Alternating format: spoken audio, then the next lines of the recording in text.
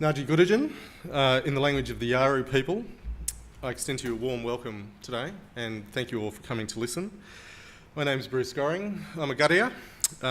My background is of Asian and European descent, and I'd like to thank Ian and the organisers because it's been wonderful for my colleagues and myself to travel from Yaru Buru, which is Broome, and Wajak Noongar country, which is where Steve lives in Fremantle. Today I have a heavy heart, and I'd like to dedicate my discussion today to Joseph Rowe. Joseph passed away yesterday. He was a senior Gallara law boss and a victim of the Anthropocene. Joseph, in the last few years of his life, campaigned against the establishment of a gas processing hub at Walmadan, Price's Point, and it took its toll. So I dedicate today's discussion to him, my friend. Today I'd like to introduce to you a story about the Kimberley region.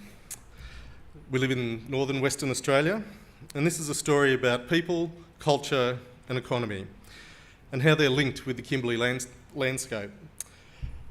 As a geographer, these things are of profound interest to me. However, increasingly they are becoming a source of great concern and anxiety, particularly as questions regarding justice within the Northern Australian development paradigm are emerging. Today I'll examine these things briefly, albeit briefly. I could go on for hours about this, to be honest, but and what I'd like to talk a little about is how some of these things might contribute to this wonderful dialogue we've had to date about the Anthropocene, its impacts and potential responses of the environmental humanities and social sciences. I'd like to commence my paper though by acknowledging and giving recognition to the generations of Gadigal people, a clan of the Eora Nation, who have gone before us. They are the people who nurtured the land and the waters around the modern city of Sydney, who were wholly sustained by the bounty of the country, the fish, the plants, birds and animals, from the forests, the coastal plains, the intertidal zones and the ocean. I acknowledge the ancestors who flourished in the strengths of their laws, language and ceremony for millennia before the arrival of visitors from other lands. I would also like to acknowledge the descendants of those visitors who have made their home on this country. They brought with them a different set of values, customs and laws. Our respective journeys, though, have brought us together in an effort to enhance the substance of our lives and the future of the Australian nation. Today, this perhaps remains our greatest challenge. And just an important message before we start, this presentation does unfortunately contain images of people who are now deceased. So some caution for my colleagues who might respect traditions of avoidance around such images. Briefly, I'm going to talk about three dimensions. Firstly, I'd like to introduce to you Mr. Lenny Hopiga in a moment. Secondly, I'd like to talk to you about the arrival of modernity in the Kimberley. And thirdly, I'd like to just finish around, again, things that are of concern to me, and I suppose the paradigm of justice and some of the ethics around development, which in a first world country like Australia, you would think, why is he rabbiting on about, development and ethics? Northern Australia is a third world, if not fourth world country in many respects. That's why I'm talking about development paradigms today. So, at the outset, I'd like to introduce you to Lenny Hopiga. LH is how I refer to him. That's him there in the middle. He's a Karajarri traditional owner, my boss. He is a man of high cultural esteem and cultural authority, and has a pretty wicked sense of humour most of the time. You gotta laugh, because if you don't laugh, you'd probably cry. Now, LH is a descendant of people who have lived for thousands of generations within the Nulungu and Nudja domains of Karajarri country. Nudja is a coastal sub-region and is one of the three dialectical domains that comprise the Karajarri language. However, LH also has a Malay ancestry, and that's as a consequence of the interaction between people living, Nudja people, living on the coastal plains, and Wallanyu. Wallinyu is a word that's used by the Karajarri to describe non-Karajarri, strangers in country. Prior to the arrival of Europeans, experiences of Wallinyu generally included inland or other coastal Aboriginal groups or Asian maritime visitors. And these strangers were clearly positioned within the realm of Karajarri cosmology. That is, they came and they went. Secondly, they didn't assume territorial ownership, nor did they expect the Karajarri to relinquish that. So the main characteristics, if you like, of this relationship were that they didn't disrupt the Karajarri world, and the different cultural mores of the respective groups were acknowledged and understood. This slide just tells you a little bit about the Karajarri people, and I suppose the important dimension is really Bulgarigara, which is the period referred to as, it's an epoch referred to as the creation time.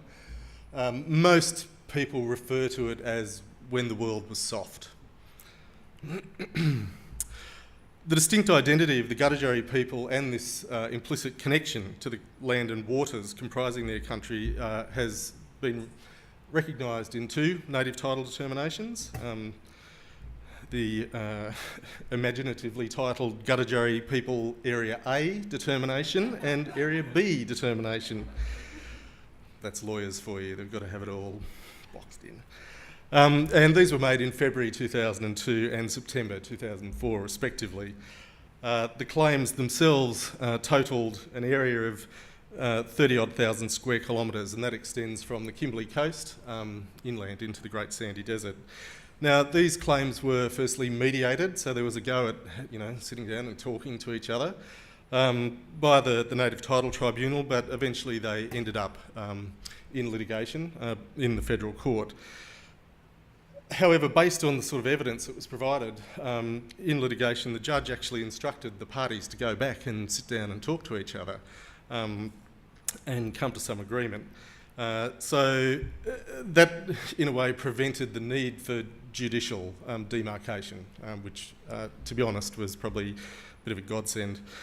So this second attempt at negotiation actually does produce an agreement, and it separates the claim, if you like, and you can see just with the hashings on this diagram into Part A and Part B.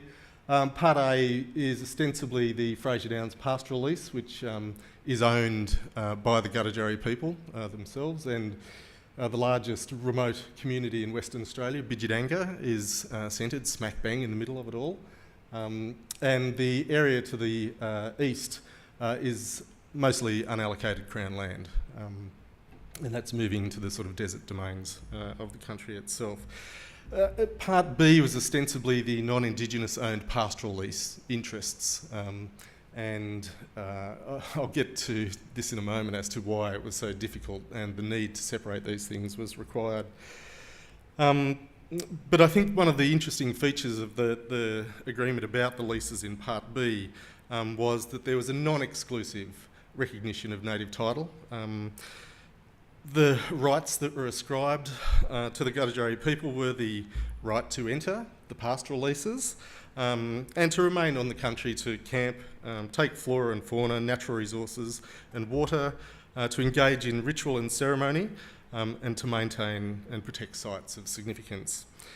Now, one of the parties to the Area B agreement was an agricultural company known as Western Agricultural Industries, and they'd purchased the Shamrock and Nita Downs pastoral leases. Shamrock's the northern pastoral lease and Nita Downs is the southern one. It's a proprietary company, and it came about as a joint venture when Kimberley Agricultural Industries and Queensland Cotton Holdings came together. In 1997, WAI proposed the construction of several dams on the Fitzroy River for the purpose of providing irrigation water to support the development of a food bowl and a fibre industry in the West Kimberley. And it was envisaged that these food and fibre resources, and the fibre resource at the time was genetically modified cotton, would supply the domestic market and be exported to Southeast Asia. So here's a bit of a snapshot of the WAI proposal. It's all about damming the Fitzroy and then building a canal of up to 500 kilometres, transporting water to the two pastoral leases, freely allocating water entitlements to anyone who wants to grow things on these pastoral leases, and that was estimated at the time as a capital value of $600 million. None of that going to the traditional owners, mind you. It also meant that the pastoral leases themselves would be, and some of the unallocated Crown land would be converted to freehold to support this irrigated agriculture. And anyone who knows anything about native title will know that freehold land extinguishes native title along the way. And it also meant that there'd be a weir constructed near Fitzroy Crossing, and that would sort of lift the level of water, if you like, to maintain the flow in the channel itself.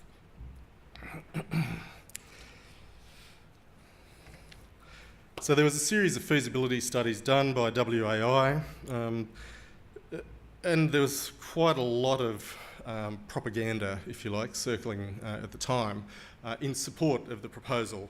And some interesting dimensions of that are that WAI maintained the proposal itself would service the production and initial processing of a large-scale irrigated agricultural food and fibre industry. That'd be centred then on the port of Broome for export and other transportation. WAI themselves started to compare their project to the Snowy Mountains scheme and the Murrumbidgee Irrigation Area scheme, just to give it that nice nation-building dimension, and just reinforce the reasons why we needed to build this thing. Then they went on to suggest that, they were actually advocates of environmentally sustainable development, and carefully managed water licensing across Northern Australia would achieve clear benefits for national security. In addition, their proposal would go on to comply with Australia's international moral obligations to conserve water resources and would significantly contribute to the security of world food supplies. Whilst making these contributions in national and global terms, WAI then contended that their proposal would, of course, provide important social, health, economic and employment opportunities for Indigenous people in a region where there were no opportunities whatsoever, unlike the list that Steve put up a couple of minutes earlier. This was then being touted as a model that you could pick up from the West Kimberley and sort of go across Northern Australia and plonk down, and hey presto, you had an economy in Northern Australia. So what happens is, amongst the native title mediation and litigation processes going on over here, we then have the sort of public reaction and campaigning going on over here that, of course, the Karajarri are central to as well. And feeling a tad stretched, between going to court and publicly attempting to respond to, nation-building projects.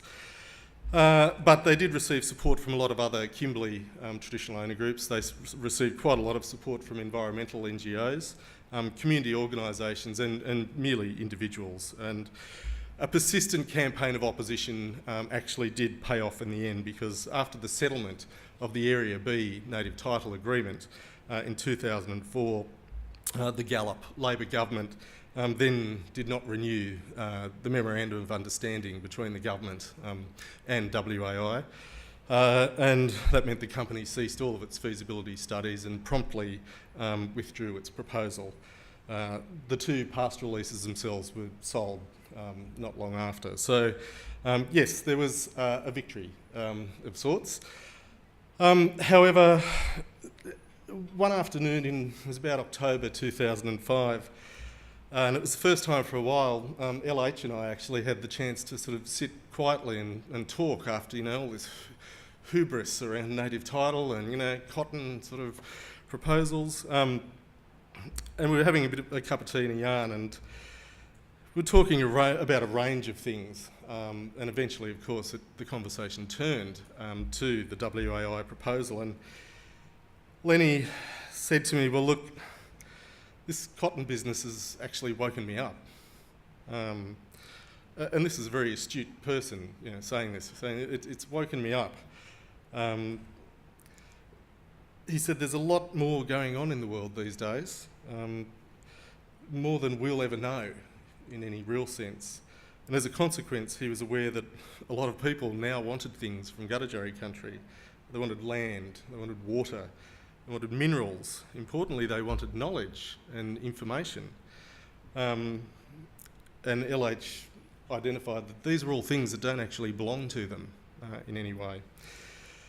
So he recognised that, a battle had been won this time around, but there were now really unknown threats looming.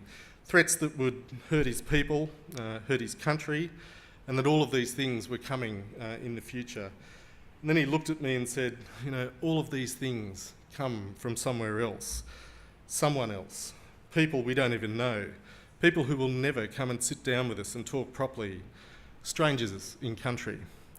And I could see that this worried LH a fair bit, and he then went on to talk about the native title claim. He said, our native title is strong, we still take our people onto the land and show them the places that old people took us to, and they took us there because they wanted to show us the meaning of the Dreamtime of Bulgarigara and its manifestations. And he recognised that senior men and women had gone before him and taken he and people of his generation and younger with them, and that they'd worked very hard to have a successful native title outcome at the end of the day.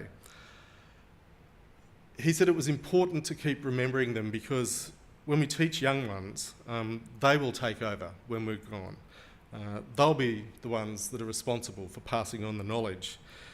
And I could see that he'd been thinking about some of these things for quite some time, and as the sun sort of started to sink beyond the horizon, he turned to me and said, look, we can't stop now. This business has actually only just started, but now we're in the game. And our country, my people, if I give up today and just lay down, finished, who knows what will happen. The country might be finished and all of the people with it. And the thing that worries me the most? When it's gone, it's gone. So I suppose to understand his comments in the context of the native title claim, we've got to have a quick look at modernity and colonisation in the region. Now, the arrival of modernity really disrupted the relationship between Karajarri people and their country. It was really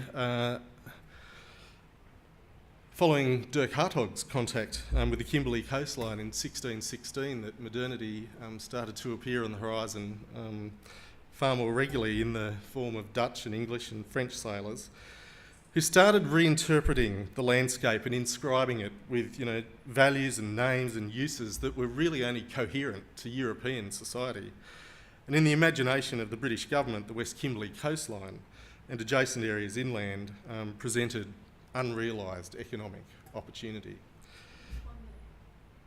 Oh, okay. You're now going to get the light version of this.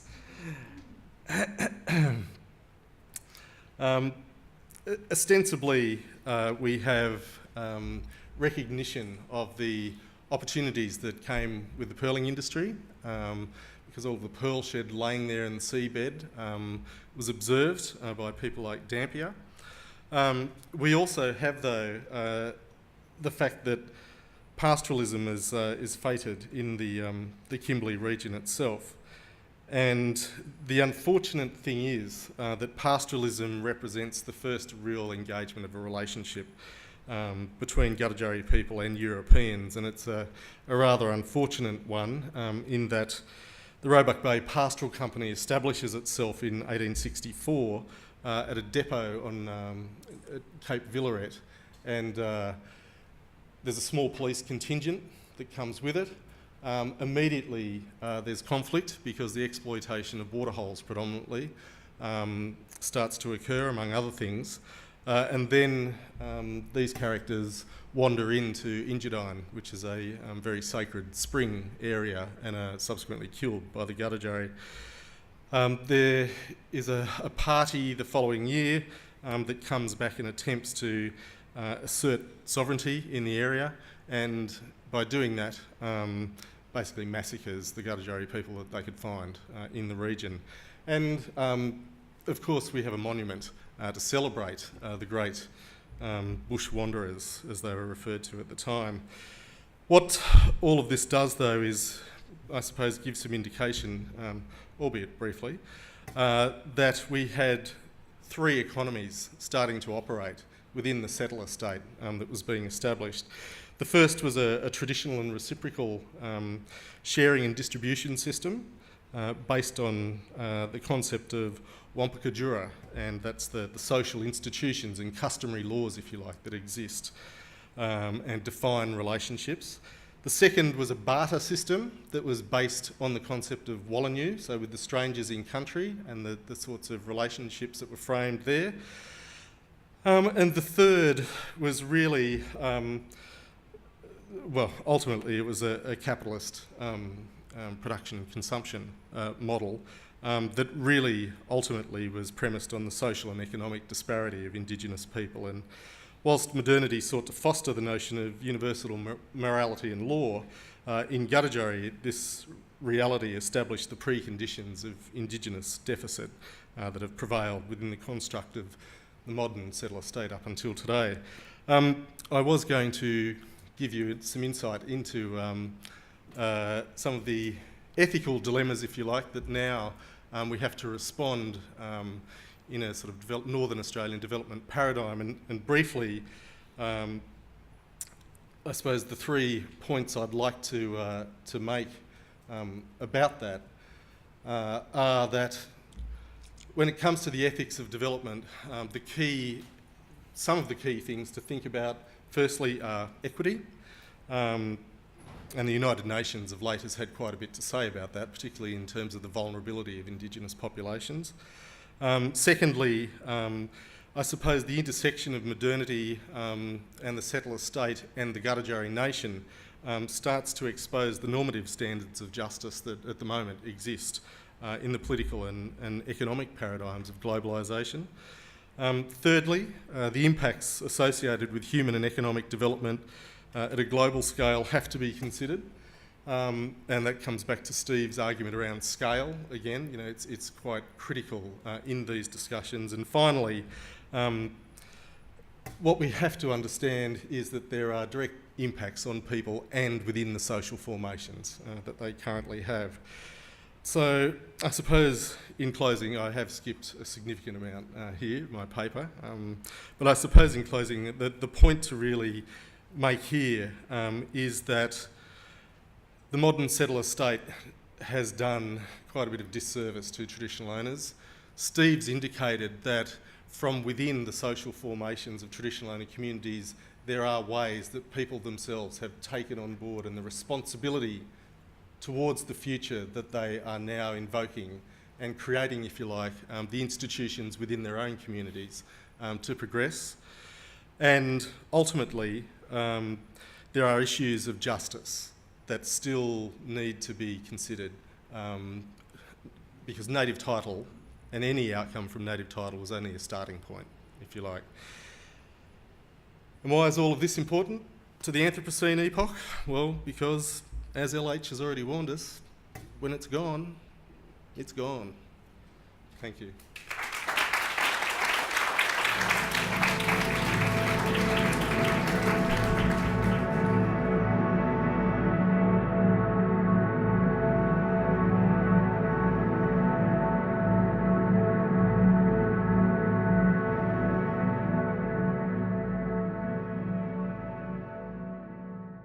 Today I'd like to introduce to you a story about the Kimberley region.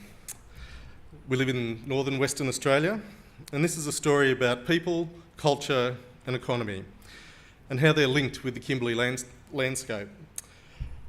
As a geographer, these things are of profound interest to me. However, increasingly they are becoming a source of great concern and anxiety, particularly as questions regarding justice within the Northern Australian development paradigm